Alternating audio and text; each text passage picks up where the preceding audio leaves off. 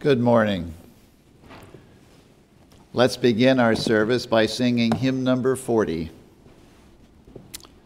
Come, ye disconsolate, where'er ye languish.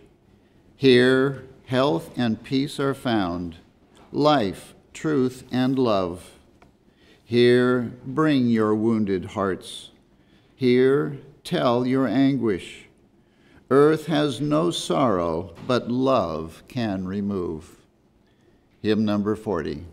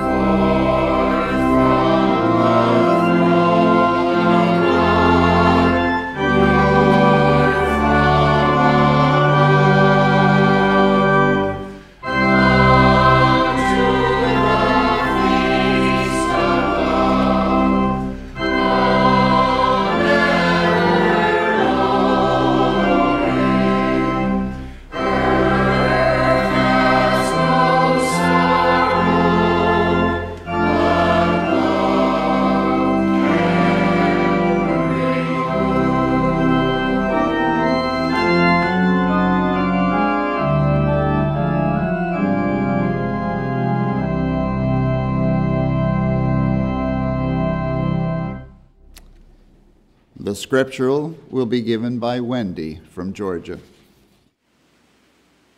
Good morning. I will read from 1 John. If we love one another, God dwelleth in us, and his love is perfected in us. Matthew. All these things spake Jesus unto the multitude in parables, and without a parable spake he not unto them. When the Son of Man shall come in his glory, and all the holy angels with him, then shall he sit upon the throne of his glory. Then shall the King say unto them on his right hand, Come, ye blessed of my Father, inherit the kingdom prepared for you from the foundation of the world. For I was an hungered, and ye gave me meat. I was thirsty, and ye gave me drink. I was a stranger, and ye took me in. Naked, and ye clothed me. I was sick, and ye visited me. I was in prison, and ye came unto me. Then shall the righteous answer him, saying, Lord, when saw we thee and hungered, and fed thee, or thirsty, and gave thee drink? When saw we thee a stranger, and took thee in, or naked, and clothed thee? Or when saw we thee sick, or in prison, and came unto thee? And the king shall answer and say unto them, Verily I say unto you, inasmuch as ye have done it unto one of the least of these, my brethren, ye have done it unto me.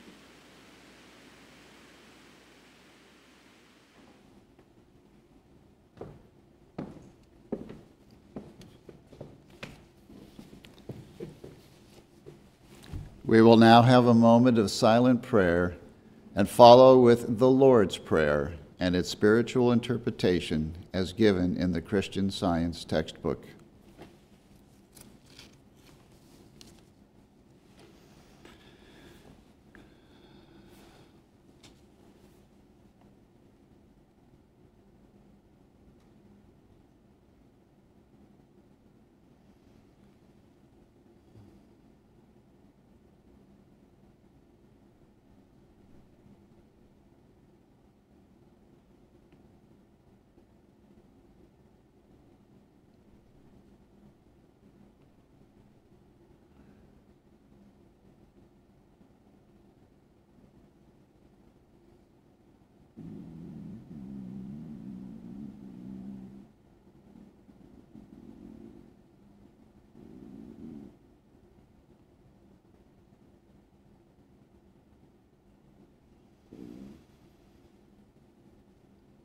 Our Father, which art in heaven.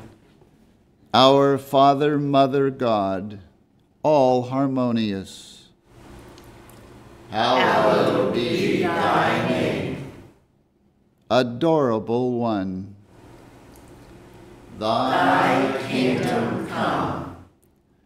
Thy kingdom is come. Thou art ever present.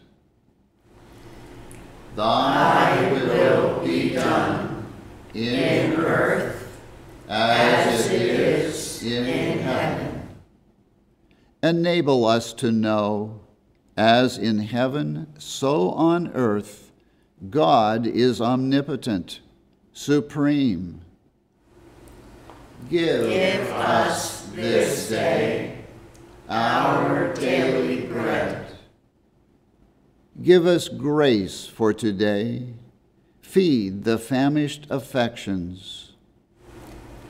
And forgive us our debts, as we forgive our debtors. And love is reflected in love. And lead us not into temptation, but deliver us from evil. And God leadeth us not into temptation, but delivereth us from sin, disease, and death. For thine is the kingdom, and the power, and the glory, forever. For God is infinite, all power, all life, truth, love, over all and all. Let's now sing hymn number 105. Help us to help each other, Lord, each other's cross to bear. Let each his friendly aid afford, and feel his brother's care. Hymn number 105.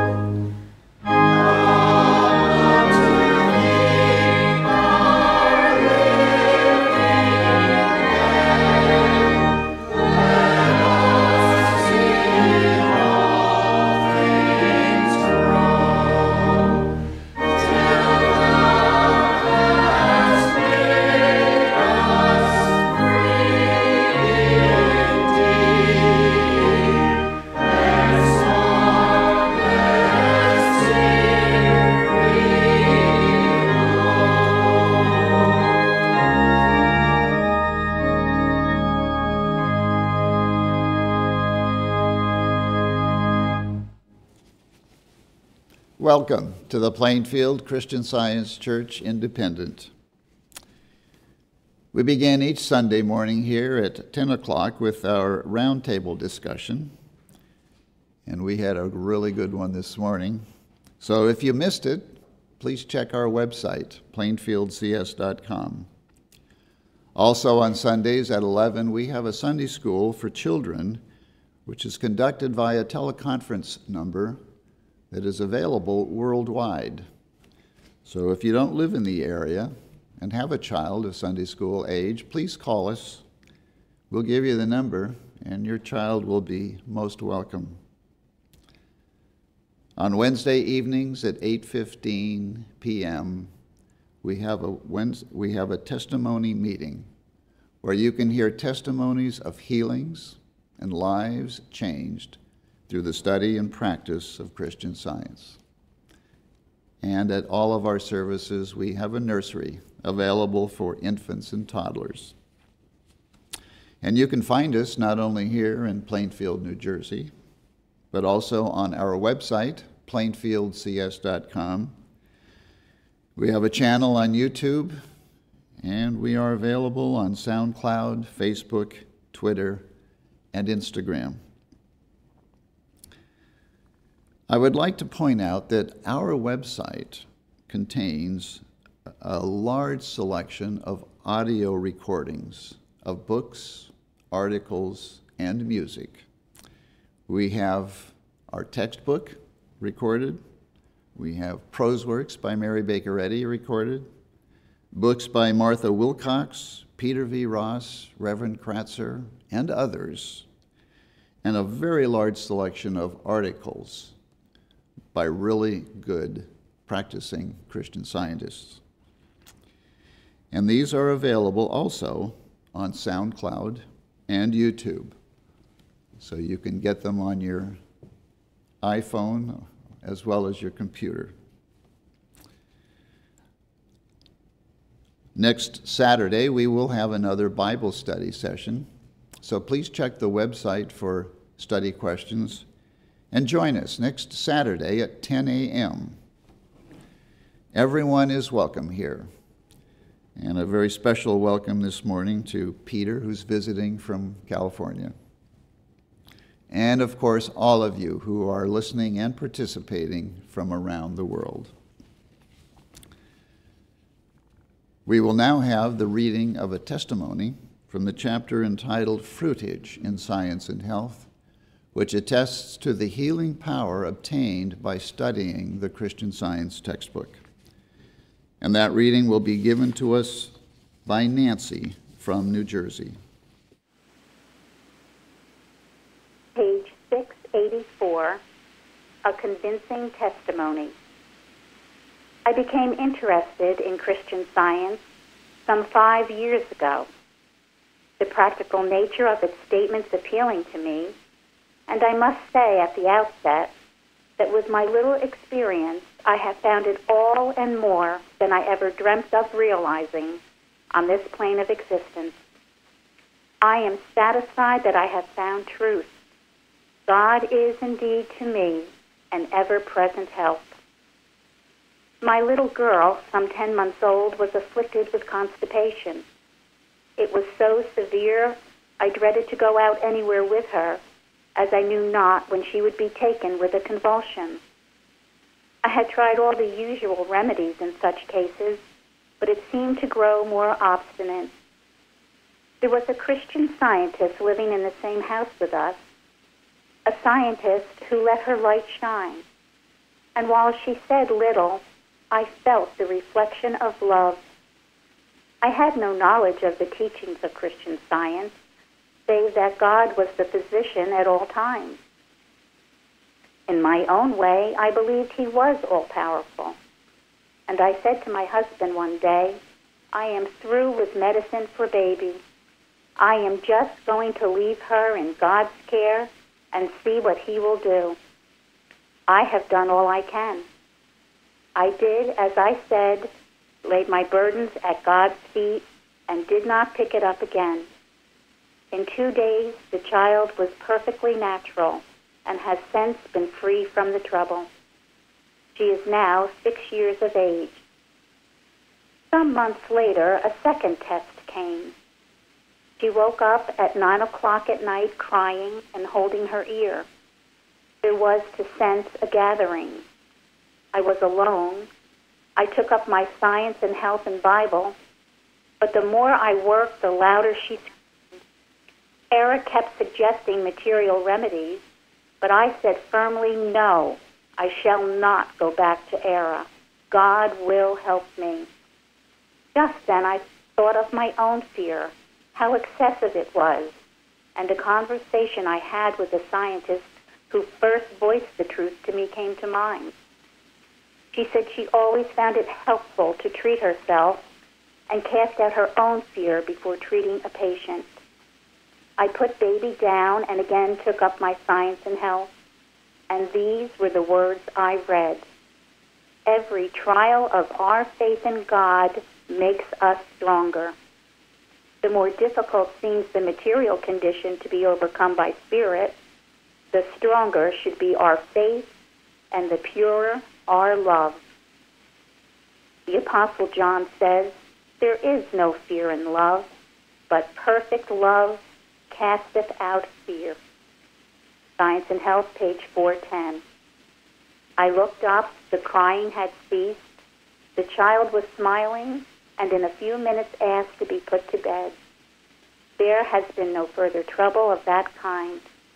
I have seen the power of truth overcome Era of many forms, including croup, whooping cough, tonsillitis, etc. I am thankful for all of these proofs, but far more grateful am I for the spiritual teaching to love, to forgive, to curb my tongue, and cease my criticism. M.A.H., Brockton, Massachusetts.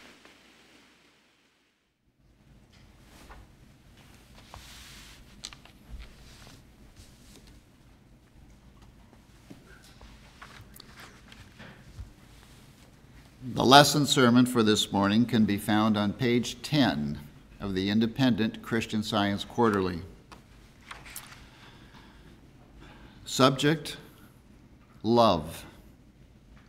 The golden text is from Romans. Love is the fulfilling of the law.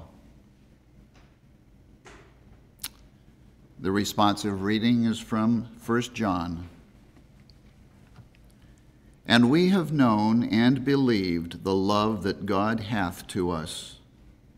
God is love, and he that dwelleth in love dwelleth in God, and God in him. Herein is our love made perfect, that we may have boldness in the day of judgment. Because as he is, so are we in this world.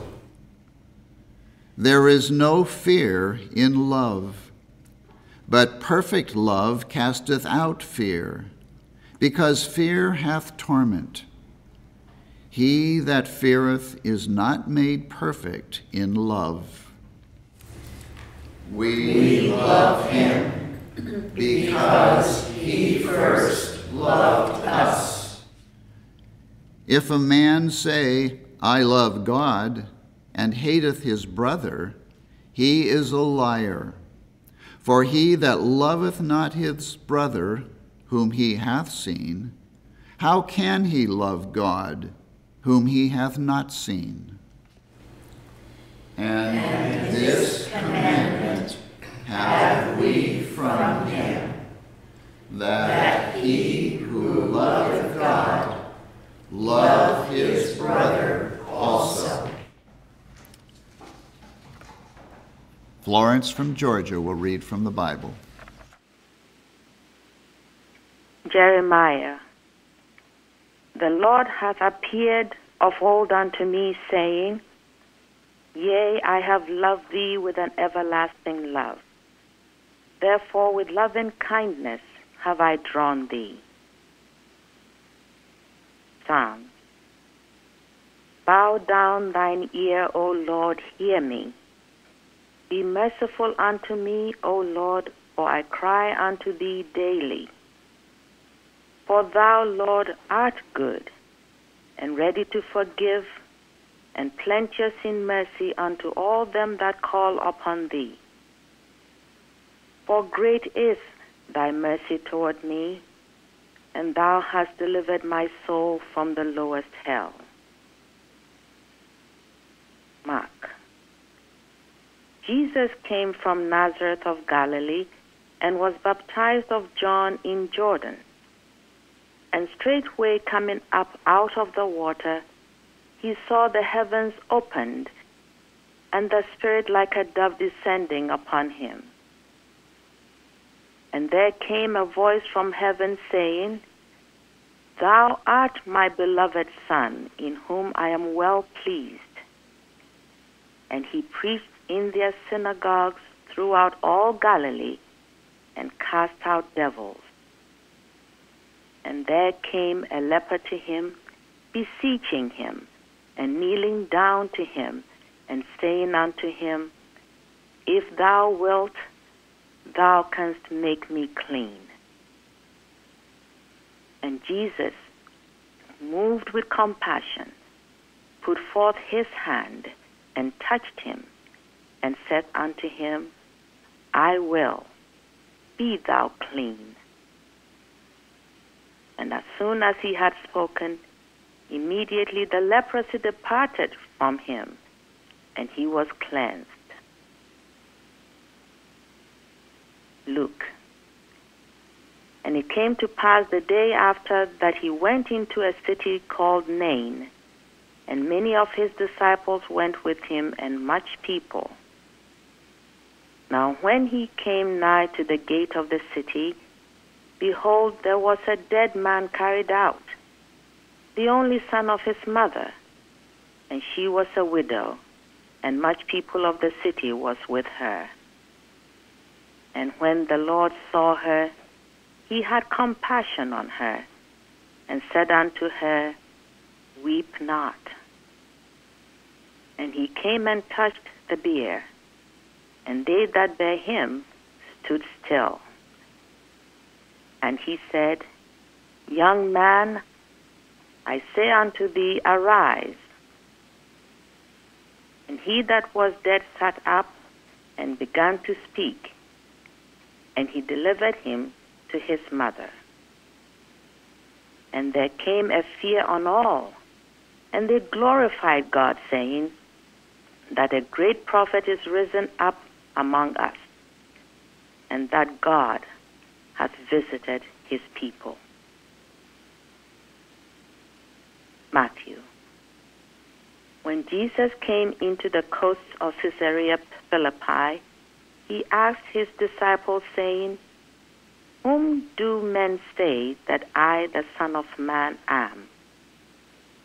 And they said, Some say that thou art John the Baptist, some Elias, and others Jeremiah, or one of the prophets. He said unto them, But whom say ye that I am? And Simon Peter answered and said, Thou art the Christ, the Son of the living God. And Jesus answered and said unto him, Blessed art thou, Simon Bar-Jonah, for flesh and blood hath not revealed it unto thee, but my Father which is in heaven. And I say also unto thee, that thou art Peter, and upon this rock I will build my church, and the gates of hell shall not prevail against it. And I will give unto thee the keys of the kingdom of heaven. Then said Jesus unto his disciples, If any man will come after me, let him deny himself, and take up his cross, and follow me. For whosoever will save his life shall lose it, and whosoever will lose his life for my sake shall find it. John. If ye love me, keep my commandments. He that hath my commandments and keepeth them, he it is that loveth me. And he that loveth me shall be loved of my Father, and I will love him and will manifest myself to him. A new commandment I give unto you, that ye love one another, as I have loved you, that ye also love one another. By this shall all men know that ye are my disciples, if ye love one to another. 1 John. Hereby perceive we the love of God, because he laid down his life for us, and we ought to lay down our lives for the brethren. But whoso hath this world's good, and seeth his brother have need, and shutteth up his bowels of compassion from him, how dwelleth the love of God in him? My little children, let us not love in word, neither in tongue, but in deed and in truth. He that loveth not knoweth not God, for God is love. In this was manifested the love of God towards us, because that God sent his only begotten Son into the world, that we might live through him. Herein is love, not that we loved God, but that he loved us and sent his Son to be the propitiation for our sins. Beloved, if God so loved us, we ought also to love one another. 1 Peter. Finally, be ye all of one mind, having compassion one of another. Love as brethren, be pitiful, be courteous, not rendering evil for evil, or railing for railing, but contrariwise blessing, knowing that ye are hereunto called, that ye should inherit a blessing. For he that will love life and see good days, let him refrain his tongue from evil, and his lips that they speak no guile. Let him eschew evil and do good. Let him seek peace and ensue it. For the eyes of the Lord are over the righteous, and his ears are open unto their prayers. But the face of the Lord is against them that do evil. And who is he that will harm you, if ye be followers of that which is good? Hebrews. Wherefore we receiving a kingdom which cannot be moved, let us have grace, whereby we may serve God acceptably, with reverence and godly fear.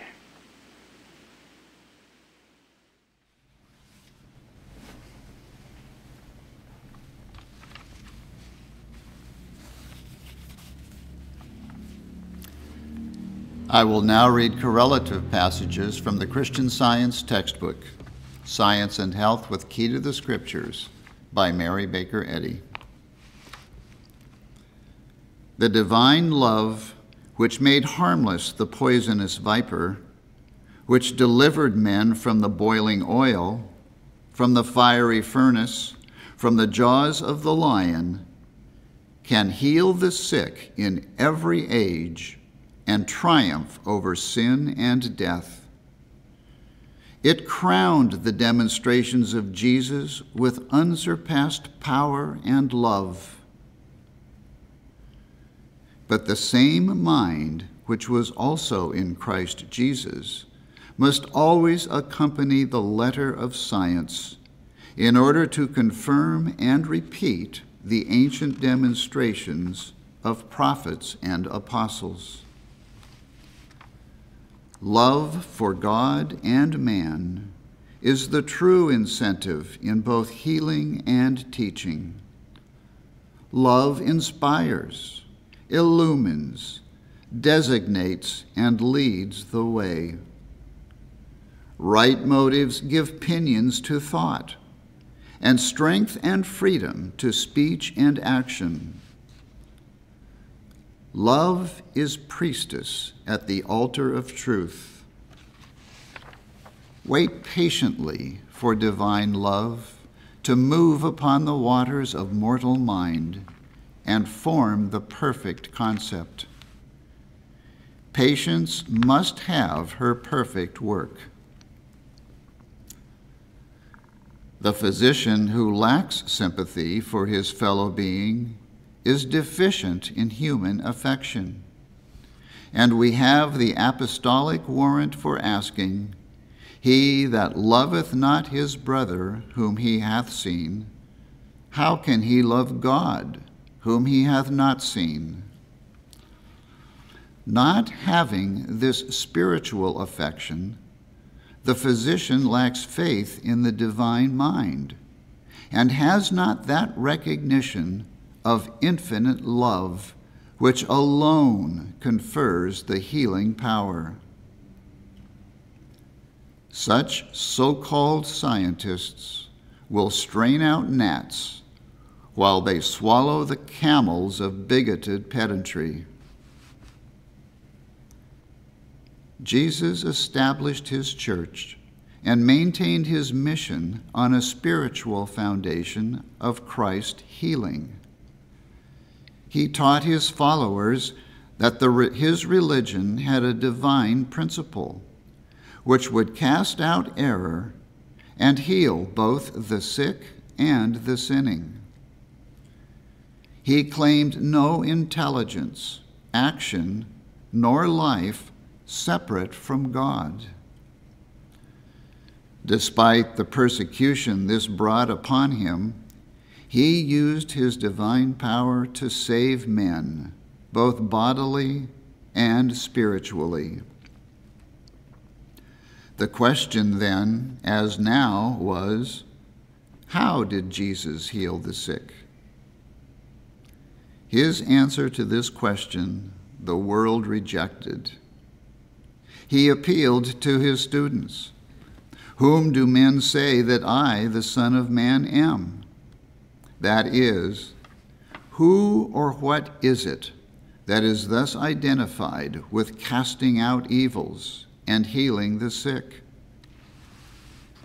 They replied, "Some say that thou art John the Baptist, some Elias, and others Jeremias, or one of the prophets." These prophets were considered dead, and this reply may indicate that some of the people believed that Jesus was a medium, controlled by the spirit of John or of Elias. Jesus patiently persisted in teaching and demonstrating the truth of being.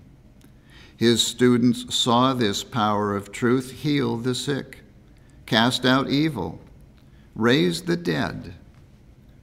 But the ultimate of this wonderful work was not spiritually discerned even by them until after the crucifixion, when their immaculate teacher stood before them, the victor over sickness, sin, disease, death, and the grave.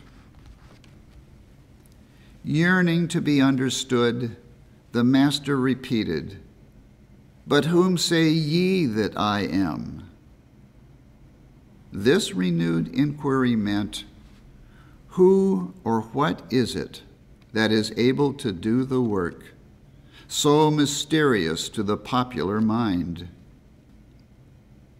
In his rejection of the answer already given and his renewal of the question, it is plain that Jesus completely eschewed the narrow opinion implied in their citation of the common report about him. With his usual impetuosity, Simon replied for his brethren, and his reply set forth a great fact. Thou art the Christ, the Son of the living God. That is, the Messiah is what thou hast declared, Christ, the Spirit of God, of truth, life, and love, which heals mentally. This assertion elicited from Jesus the benediction, Blessed art thou, Simon Bar-Jonah, for flesh and blood hath not revealed it unto thee, but my Father which is in heaven.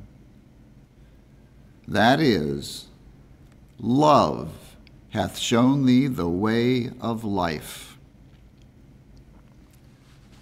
It was now evident to Peter that divine life, truth, and love, and not a human personality, was the healer of the sick and a rock, a firm foundation in the realm of harmony. On this spiritually scientific basis, Jesus explained his cures, which appeared miraculous to outsiders. He showed that diseases were cast out neither by corporeality, by materia medica, nor by hygiene, but by the divine Spirit, casting out the errors of mortal mind. The supremacy of spirit was the foundation on which Jesus built. His sublime summary points to the religion of love. Jesus established in the Christian era the precedent for all Christianity, theology, and healing. Our Master said to every follower, Go ye into all the world, and preach the gospel to every creature. Heal the sick. Love thy neighbor as thyself. It was this theology of Jesus which healed the sick and the sinning. It is his theology in this book and the spiritual meaning of this theology which heals the sick and causes the wicked to forsake his way and the unrighteous man his thoughts. Jesus aided in reconciling man to God by giving man a truer sense of love, the divine principle of Jesus' teachings. And this truer sense of love redeems man from the law of matter, sin, and death by the law of spirit, the law of divine love. To ascertain our progress, we must learn where our affections are placed and whom we acknowledge and obey as God. If divine love is becoming nearer, dearer, and more real to us, matter is then submitting to spirit. The objects we pursue and the spirit we manifest reveal our standpoint and show what we are winning. The substance of all devotion is the reflection and demonstration of divine love, healing sickness and destroying sin.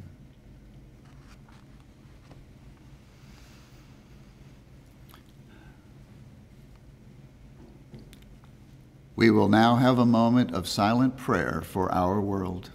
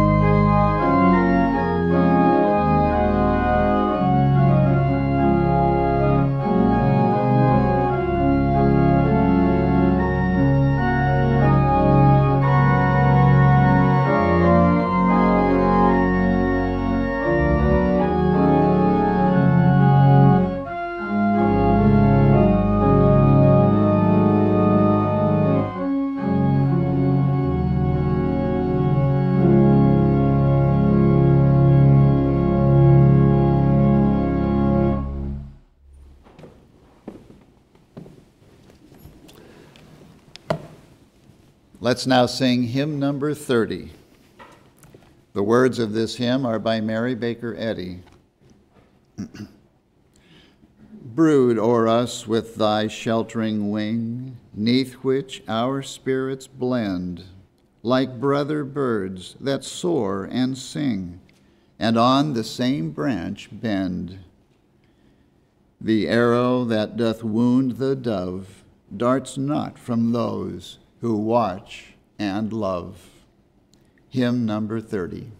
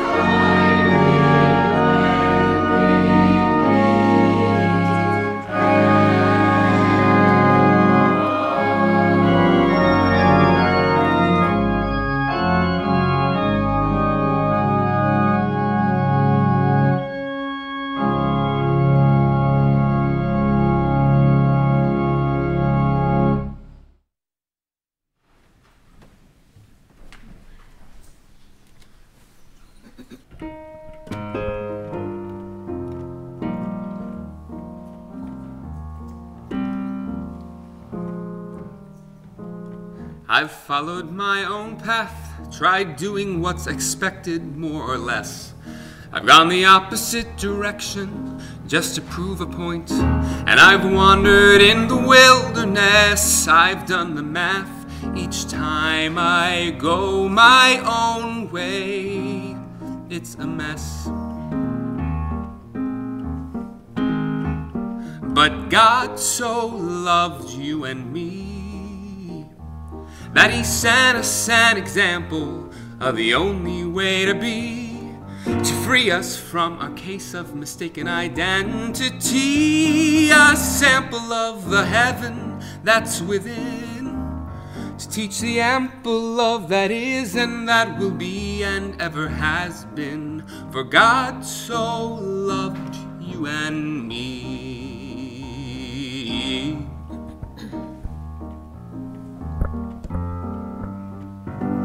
I'll never stop until I reach my full potential, as they say. But even after all I've won, something is missing. And I think there's got to be a way for me to fill my life with something more than one more day. But God so loved you and me that He sent us an example of the only way to be, to free us from our case of mistaken identity, a sample of the heaven that's within, to teach the ample love that is and that will be and ever has been. For God so loved you and me.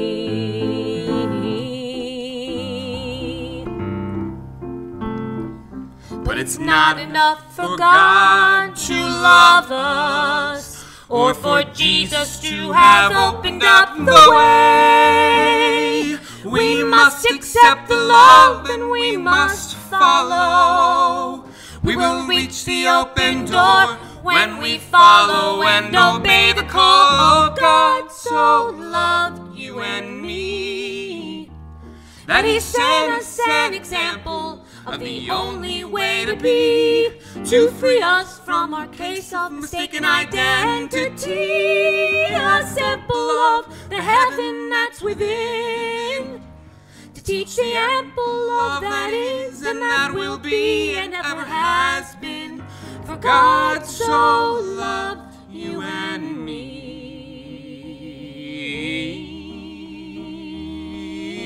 God so loved you and me.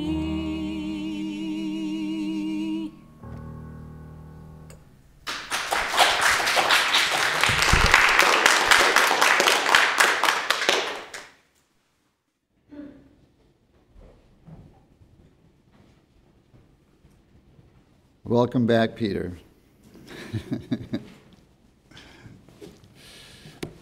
Let's now sing hymn number 179.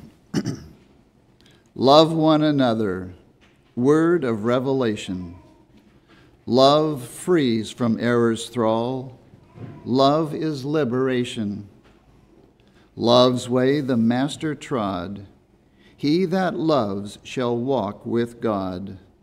Love is the royal way. Hymn number 179.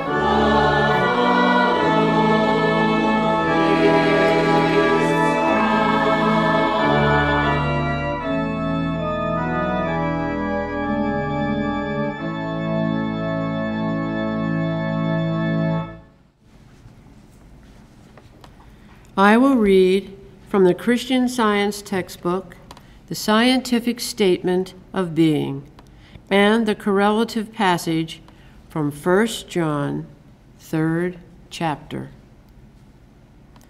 There is no life, truth, intelligence, nor substance in matter.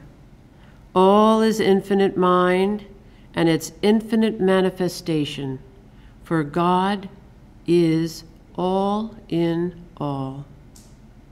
Spirit is immortal truth. Matter is mortal error. Spirit is the real and eternal. Matter is the unreal and temporal. Spirit is God, and man is his image and likeness. Therefore, man is not material. He is spiritual. Behold, what manner of love the Father hath bestowed upon us, that we should be called the sons of God. Therefore the world knoweth us not, because it knew him not. Beloved, now are we the sons of God, and it doth not yet appear what we shall be, but we know that, when he shall appear, we shall be like him, for we shall see him as he is. And every man that hath this hope in him purifieth himself, even as he is pure. And then Psalm 5. But let us, all those that put their trust in thee, rejoice. Let them ever shout for joy, because thou defendest them. Let them also that love thy name be joyful in thee. Amen.